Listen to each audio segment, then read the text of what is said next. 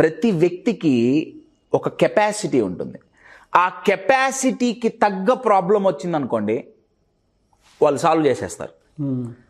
Okay, నా ఈ capacity కంటే ప్రాబ్లం కొంచెం పెద్దదనుకోండి, ఇక్కడ వాళ్ళు స్ట్రెస్కి గురవుతారు, యాంగ్జైటీకి గురవుతారు. లేదు ఈ కెపాసిటీ కంటే తక్కువ ప్రాబ్లం వచ్చింది అనుకోండి, అది పెద్ద ఇదేం లేదు, వాళ్ళు పట్టించుకోరు. ఆ ప్రాబ్లం సాల్వ్ చేయడానికి ఎక్సైట్మెంట్ కూడా ఉండదు. ఏదో చిన్నది, దాని పెద్ద ఇదే ఉంది. అయితే లైఫ్ ఎప్పుడు అన్కంట్రోలబుల్ అవుతుందంటే, ఎప్పుడైతే కెపాసిటీకి మించిన ప్రాబ్లం వస్తుందో అప్పుడు కంట్రోల్ తప్పుతుంది. నేనేమన్నా అంటే, ఈ కెపాసిటీ ఎవరు డిసైడ్ చేస్తున్నారు?